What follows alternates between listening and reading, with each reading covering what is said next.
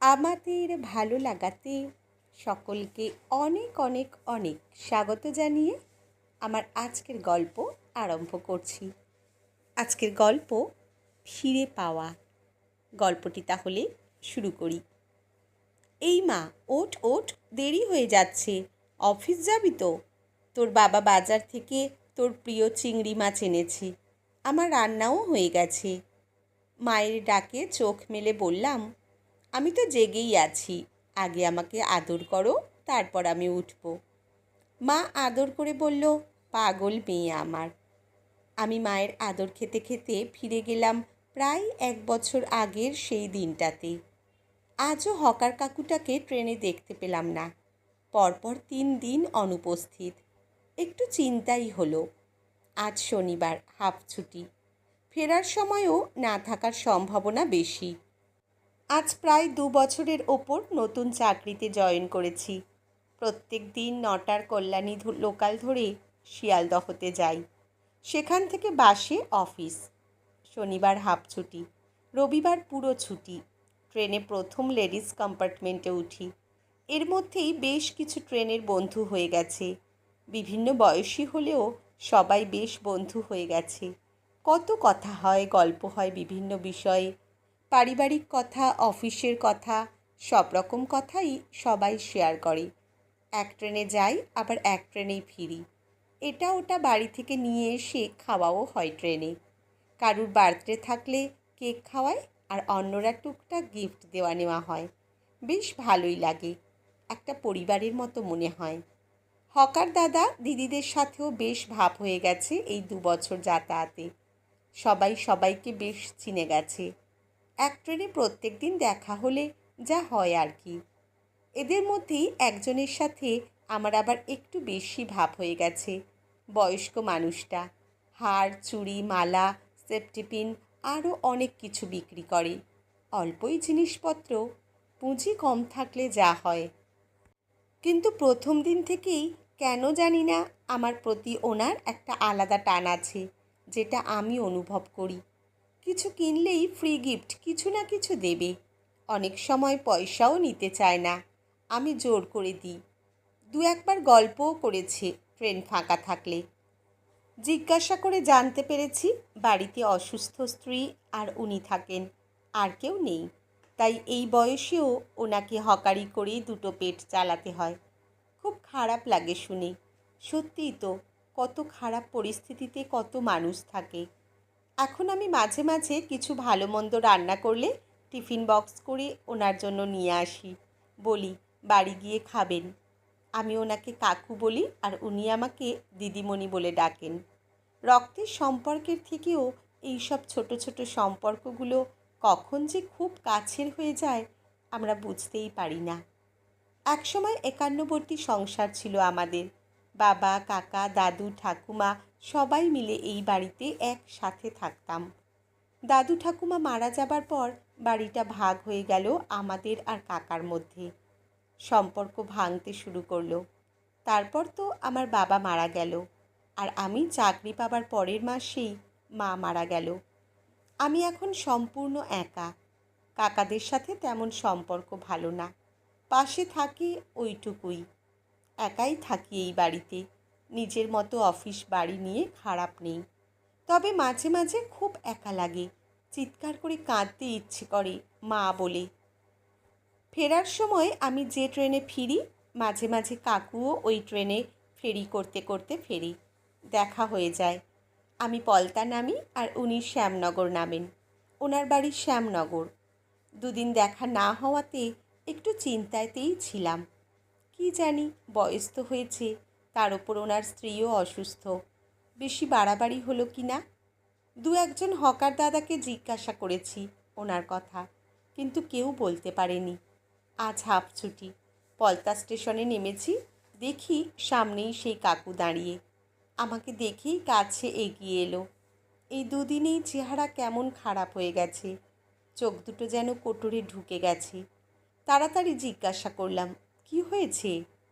হাত দুটো জোর করে প্রায় কাঁদো কাঁদো গলায় বলল, একটা অন্যায় আবদার করব দিদিমণি। হ্যাঁ হ্যাঁ বলুন, বললাম আমি। দিদিমণি, তুমি একবার একটু সময়ের জন্য আমার বাড়ি যাবে? খুব দরকার তোমাকে। কাল তো তোমার ছুটি, কাল যাবে? আমি নিয়ে যাব। আমি একটু ইতস্তত করলাম। মানুষের মন, ভাবলাম কিছু মতলব আছে কি না, আমাকে কেন নিয়ে যাবে ওনার বাড়ি। কিন্তু না করতে পারলাম না। মুখটা দেখি কেমন যেন কষ্ট হলো। বললাম, যাব, কিন্তু কাল আমার অন্য কাজ আছে। আজ তো সবে 3টে বাজে, আজ যাই চলুন। কিন্তু কারণটা আমার একটু জানতে ইচ্ছে করছে। কেন নিয়ে যেতে চান আমাকে আপনার বাড়ি? যাব শুনে মুখটা হাসিতে ভরে গেল ওনার।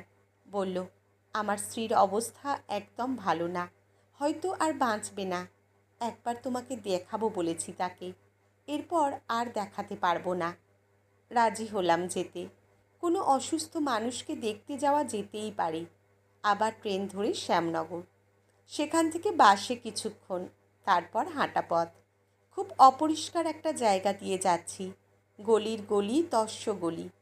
শেষে এতটাই সরু হয়ে গেছে গলিটা যে দুজন পাশাপাশি কোনো রকমে যাওয়া যায়।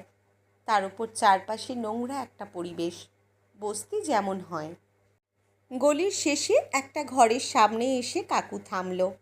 ওপরে টালি দেওয়া এক কামরার ছোট্ট একটা পাকা ঘর, সাথে এক ফালি বারান্দায় রান্না হয়, পিছনে বাথরুম। বাড়ির চারিদিকে অগোছালো সব কিছু। কে আর গুছিয়ে রাখবে? একজন তো বিছানায় পড়ে আছে। কাকুর পিছন পিছন ঘরে ঢুকতেই নজরে পড়ল সামনের দেওয়ালে বড় করে একটা বাঁধানো ছবির দিকে। অবাক হয়ে সেখানেই দাঁড়িয়ে গেলাম। মুখ দিয়ে বেরিয়ে গেল, আমার ছবি এখানে কি করে? কাকু বলল, তোমাকে সব বলছি, আগে তুমি একটু বসে নাও। ও তো ঘুমাচ্ছে এখন, তার আগেই তোমাকে সব বলতে হবে আমার। দেখলাম বিছানার সাথে প্রায় মিশে যাওয়া একজন ভদ্রমহিলা ঘুমাচ্ছেন। বুকের কাছটায় ওঠানামা দেখে বোঝা যাচ্ছে যে বেঁচে আছেন, না হলে মৃত মনে হতো। এক গ্লাস জল আর দুটো বাতাসা নিয়ে আমার হাতে দিয়ে কাকু বলতে আরম্ভ করলো, এটা আমাদের একমাত্র মেয়ের ছবি, যে আর এই পৃথিবীতে নেই। একদম তোমার মতো দেখতে। প্রথম দিন তোমাকে দেখে আমি নিজেই নিজের চোখকে বিশ্বাস করতে পারছিলাম না। একদম আমার মেয়ে বসানো। প্রত্যেক দিন তোমাকে একটু দেখার লোভ সামলাতে পারতাম না। একদিন না দেখলেই আমার খুব মন খারাপ হয়। 4 বছর আগে মেয়েটার বিয়ে দিয়েছিলাম ভালো পাত্রের সাথে। তখন কি জানতাম ওটা একটা পাষণ্ড? বিয়ের কয়েক মাস পর থেকে শুরু হয় টাকার জন্য আমার মেয়ের ওপর অত্যাচার। আমি কি করে ওদের চাহিদা মেটাবো? আমার তো কিছুই নেই, তাও ধার করে যতটা সম্ভব দিয়েছি, কিন্তু তাদের মন ভরেনি। মেয়েটাকে মেরেই ফেললো ওরা।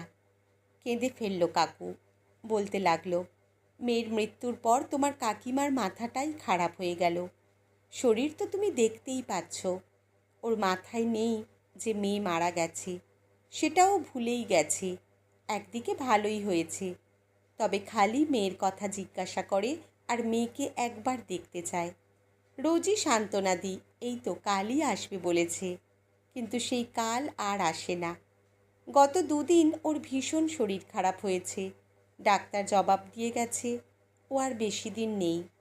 কিচ্ছু খাওয়াতে পারছি না, কোনো রকমে একটু জল দুধ খাওয়াচ্ছি, তবু তার মধ্যেও বিড়বিড় করে মেয়ের কথা বলে যাচ্ছে।